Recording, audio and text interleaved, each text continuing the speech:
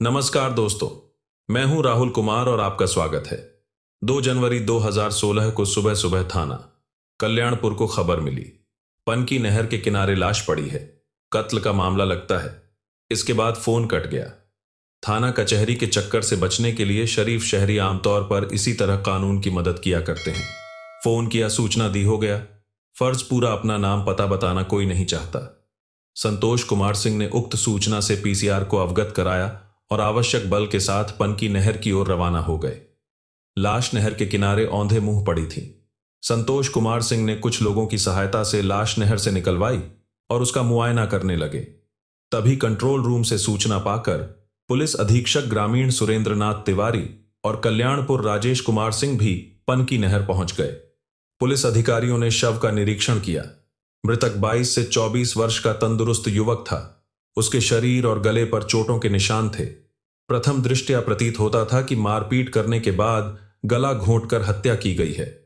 Police ने मृतक की जामा तलाशी ली तो पैंट की दाहिनी जेब से पानी में भीग चुके 500 रुपए मिले।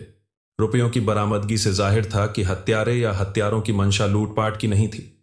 उनका इकलौता मकसद कत्ल करना था। कत्ल किया, लाश नहर में डाली और चलते बने लाश का मुआयना करते करते सहसा संतोष कुमार सिंह को याद आया। पिछले दिन यानी 1 जनवरी को उनके थाने में एक गुमशुदगी दर्ज कराई गई थी। लाश की उम्र एवं कद काठी गुमशुदा युवक से मिलती जुलती थी। संतोष कुमार सिंह को यह भी याद आया कि गुमशुदगी दर्ज कराने के लिए उसकी मां अपने बड़े बेटे के साथ थाना कल्याणपुर आई थी। कहीं यह लाश गुमशुदा रंजीत पासवान की तो नहीं। मन में यह विचार आते ही संतोष कुमार सिंह ने थाना कार्यालय में फोन किया। दीवान जी, कल जो गुमशुदगी दर्ज हुई है उसमें रिपोर्ट दर्ज कराने वालों का मोबाइल नंबर होगा। उन्हें फोन करके मौके पर पहुंचने को कहिए। घंटा 1.5 घंटा बीतते कृष्णा देवी अपने बड़े बेटे विक्रम के साथ पनकी नहर के किनारे पहुंच गई। विक्रम घबराया हुआ था तो कृष्णा देवी बदहवास थी। संतोष कुमार सिंह उन दोनों को उस ओर ले गए जहां पंचनामा की कार्रवाई की जा रही थी। उन्होंने उंगली से लाश की ओर संकेत किया। गौर से देखकर बताइए, क्या आप लोग इसे जानते हैं? मृतक का चेहरा देखते ही विक्रम बिलख पड़ा, जबकि कृष्णा देवी के मुख से कोई आवाज नहीं निकली। कुछ पलों तक वह टकटकी लगाए मृतक को देखती रही, फिर चक्कर खाकर गिरी और बेहोश हो गई। विक्रम रोना भूलकर मां को संभालने लगा। लाश देखकर कृष्णा विक्रम पर जो प्रतिक्रिया हुई थी उससे स्पष्ट था कि लाश गुमशुदा रंजीत की थी। कुछ देर बाद सामान्य होने पर कृष्णा देवी और विक्रम ने पुष्टि भी कर दी कि मृतक रंजीत ही था। सुरेंद्रनाथ तिवारी, राजेश कुमार सिंह और संतोष कुमार सिंह ने मृतक की मां और भाई को सांत्वना दी। देखिए, रंजीत को हम जीवित बरामद नहीं कर सकते, लेकिन आपसे वायदा करते हैं कि उसके कातिलों को कानून के मुताबिक सजा दिलाने की पूरी कोशिश करेंगे। हम जो सवाल करें उसका सही सही जवाब दीजिएगा। जी साहब, पूछिए, आप लोग कहाँ रहते हैं? मन्नीपुरवा में तो कौन कौन है? परिवार में हम दोनों भाई और हमारी मां। रंजीत क्या करता था? पढ़ाई लिखाई में रंजीत का मन नहीं लगता था, मगर पैसा कमाने का उसे शौक था। विक्रम ने बताया। रंजीत के कहने पर मां ने उसे घोड़ा और बोगी खरीदवा दिया था। उसे ही वह चलाता था। रंजीत की किसी से रंजिश थी। वह खुश दिल और यारबाज था, इसलिए किसी से रंजिश होने का सवाल ही नहीं होता। किसी से प्रेम प्रसंग मां बेटे ने एक दूसरे की आंखों में यूं देखा मानो आपस में कह रहे हो, इस बारे में मुझे कुछ नहीं पता, क्या तुम्हें पता है? दोनों ओर से नकारात्मक उत्तर मिलने के बाद विक्रम बोला, सर, हमारी जानकारी में ऐसी कोई बात नहीं थी। कहीं गुप्त रूप से उसकी प्रेम लीला चल रही हो तो हमें नहीं पता। संतोष कुमार सिंह बोले, जरा एक बार फिर बताइए, रंजीत कब घर से गया था? इस बाबत कृष्णा देवी को सही और ज्यादा जानकारी थी, इसलिए उन्होंने ही जवाब दिया। रोज की तरह 31 दिसंबर 2015 को सुबह 9 बजे रंजीत घर से घोड़ा बोगी लेकर घर से निकला था। दोपहर को मैंने यह पूछने के लिए फोन किया कि वह दोपहर को खाना खाएगा या नहीं। रंजीत ने इनकार करते हुए बताया था कि वह घोड़ा बोगी पर कंडे लाद कर घोर चौराहा रावतपुर जा रहा है। इमरान और कामरान भी उसके साथ हैं। तिवारी चौके। यह दोनों कौन है? रंजीत के जिगरी दोस्त हैं, विक्रम ने बताया। दोनों सगे भाई हैं। इमरान बड़ा है कामरान।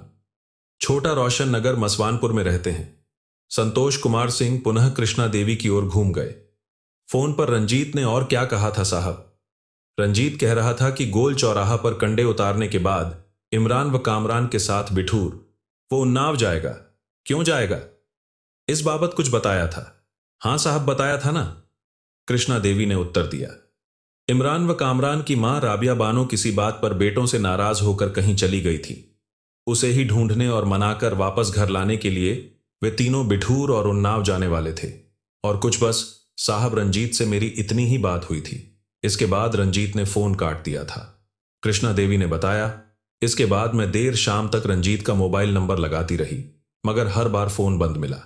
विक्रम घर आया तो मैंने उसे रंजीत का पता करने भेजा। विक्रम ने सब जगह पता कर लिया, लेकिन रंजीत नहीं मिला। 1 जनवरी 2016 को सुबह तक न रंजीत लौटा, न उसका पता चला, न ही फोन चालू हुआ। तब हम रिपोर्ट दर्ज कराने थाना कल्याणपुर गए थे।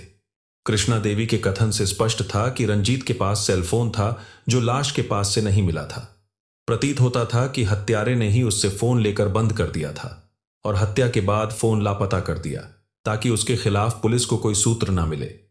संतोष कुमार सिंह ने विक्रम से पूछकर रंजीत का मोबाइल नंबर अपनी डायरी में नोट कर लिया, ताकि उसे सर्विलेंस पर लगवाकर और कॉल डिटेल निकलवाकर विवेचना को सही दिशा दी जा सके।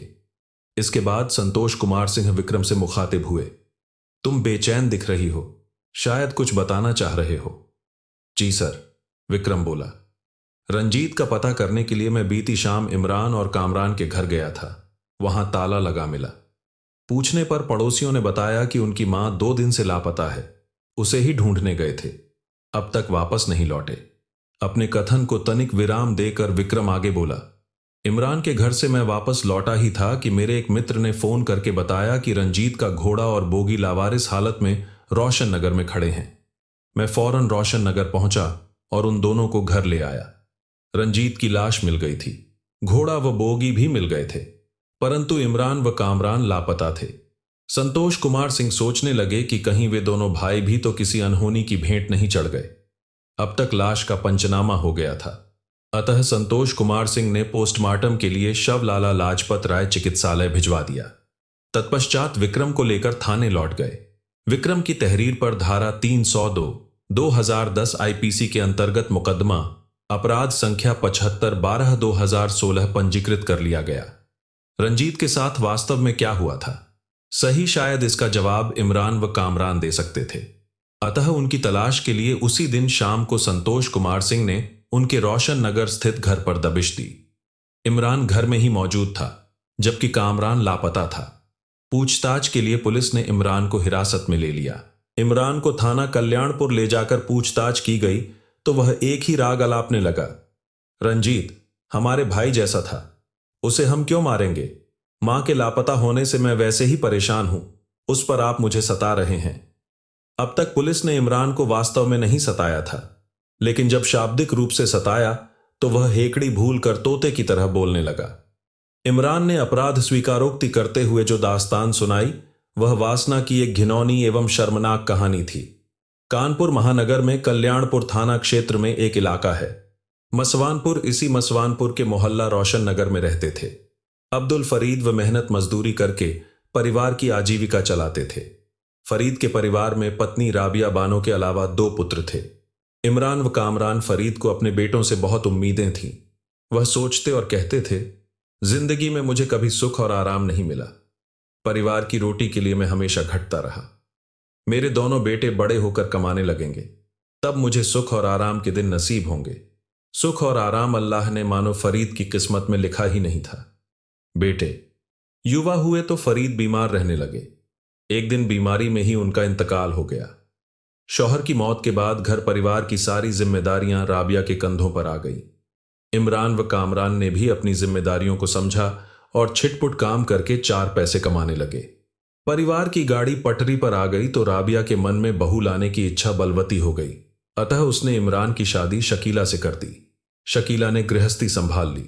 राबिया के पास कोई काम नहीं रह गया तो वह कुछ ऐसा करने का विचार बनाने लगी जिससे उसका टाइम पास हो जाए और 4 पैसे की कमाई भी हो। राबिया के घर के करीब उसका प्लॉट खाली पड़ा था और आसपास गाय भैंसों के कुछ तबेले थे। राबिया तबेले से गोबर खरीदकर खाली प्लॉट पर कंडे पाटने लगी। कंडे सूख जाते तो वह उन्हें घोड़ा बोगी पर लादकर कानपुर के विभिन्न भागों में बेच आती। इससे उसे अच्छी कमाई हो जाती। एक बार राबिया को कंडे ले जाने के लिए घोड़ा बोगी की जरूरत पड़ी तो वह रावतपुर स्थित घोड़ा बोगी स्टैंड जा पहुंची।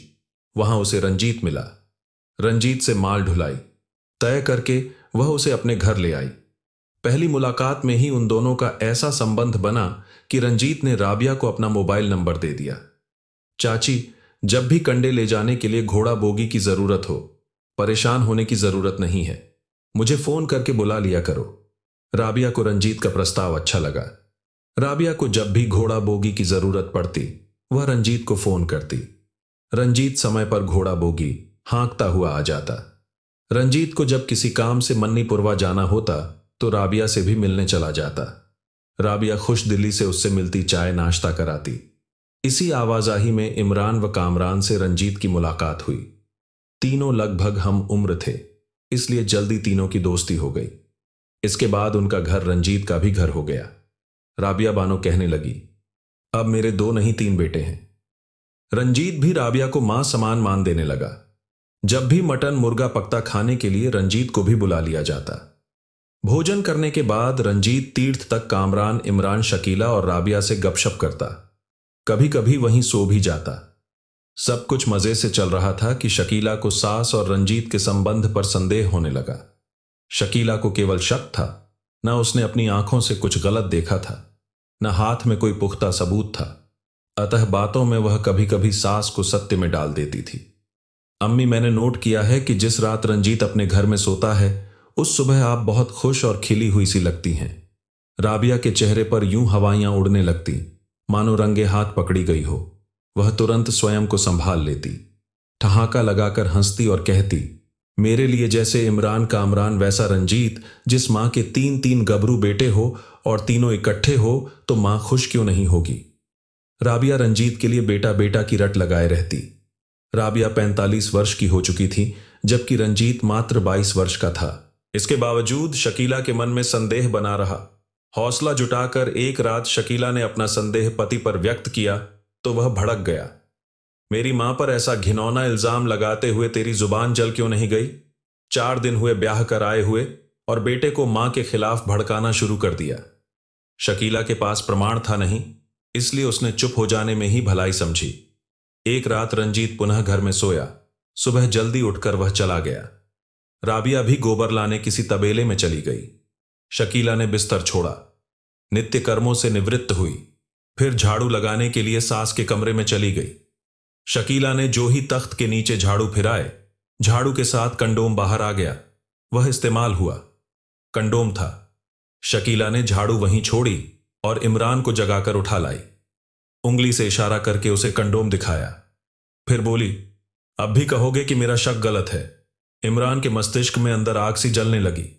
शकीला को जवाब ना देकर उसने पूछा, यह बताओ कंडोम कहां पड़ा था? तख्त के नीचे झाड़ू से इसे फिर से वहीं खिसका दो और यहां से जाकर कोई दूसरा काम करो। शकीला ने कंडोम यथास्थान खिसकाया और झाड़ू लेकर वहां से चली गई। उसके पीछे पीछे इमरान भी बाहर निकल आया। कामरान अपने कमरे में सो रहा था। शकीला व इमरान आंगन में बैठ गए। तभी आंधी तूफान की तरह राबिया घर लौट आई। आते ही वह अपने कमरे में गई और 1 मिनट से भी कम समय में बाहर भी आ गई। इमरान ने पूछा, क्या हुआ अम्मी? यूं आई यूं गई? चाय तो पी लो इमरान। मैं पैसे ले जाना भूल गई थी, वही लेने आई थी। तबेले वाले को देना है ना। इसके बाद वह पुनः तेजी से बाहर चली गई। शकीला व इमरान पुनः कमरे में गए। उन्होंने तख्त के नीचे झांका तो कंडोम नदारद था। शकीला व इमरान के लिए समझना मुश्किल नहीं था कि रात को राबिया ने कंडोम तख्त के नीचे डाल दिया था कि सुबह फेंक देगी। सुबह कंडोम फेंकना भूलकर तबेला चली गई। वहां याद आया तो भागी आई और कंडोम उठाकर ले गई। इमरान ने तत्क्षण निर्णय कर लिया कि अब वह मां और रंजीत को रंगे हाथ पकड़ेगा, फिर उन दोनों से बात करेगा। 22 दिसंबर 2015 को रात के खाने में मुर्गा पका तो राबिया ने फोन करके रंजीत को बुला लिया। इमरान के जी में आग तो लगी, मगर उसने स्वयं को सामान्य बनाए रखा। भोजन करने व गपशप करने के बाद सब लोग सोने चले गए। राबिया ने कामरान के कमरे में रंजीत का बिस्तर लगा दिया और खुद अपने कमरे में चली गई। शकीला व इमरान की आंखों में नींद का नामो निशान नहीं था। लगभग 2 घंटे बाद इमरान अपने कमरे से निकलकर कामरान के कमरे में गया। कामरान तो रजाई ओढ़े गहरी नींद सो रहा था, मगर रंजीत अपनी चारपाई पर नहीं था। इमरान दबे पांव मां के कमरे में पहुंचा। इत्तेफाक से दरवाजा खुला था। इमरान ने जो दृश्य देखा वह हैरान कर देने वाला था। उसकी मां राबिया निर्वस्त्र थी। दोस्त रंजीत भी निर्वस्त्र था। दोनों आपत्तिजनक हालत में एक दूसरे से लिपटे हुए थे। इमरान के लिए यह दृश्य देखना शर्म से मर जाने के बराबर था। दोनों की पाप लीला वह और अधिक नहीं देख सका। उसने द्वार पर जोर से हाथ मारा। आहट पाकर प्रेमी जोड़े ने दरवाजे की ओर सिर घुमाया तो इमरान को देखकर दोनों अलग हो गए। राबिया कपड़े पहनने लगी तो इमरान ने उसकी ओर से मुंह फेर लिया। मां का नंगा बदन देखने का उसकी आंखों में ताप नहीं था। इमरान का खून खौल रहा था। जोश के बजाय उसने होश से काम लिया। यदि वह शोर शराबा करता, रंजीत को पीटता, तो मोहल्ले में सबको उसके और राबिया के अवैध संबंध की खबर हो जाना थी। ऐसी सूरत में इमरान और कामरान भी किसी से नजर मिलाकर बात करने लायक नहीं रह जाते। राबिया व रंजीत कपड़े पहन चुके तो सर्द लहजे में इमरान ने रंजीत को चेतावनी दी, जो हुआ उसे मैं भूल जाऊंगा। तुम भी इसे दोहराने के बारे में सोचना भी मत। अब कभी मेरे घर भी मत आना, वरना अंजाम बुरा होगा। फौरन मेरे घर से चले जाओ। सिर झुकाए हुए रंजीत चला गया।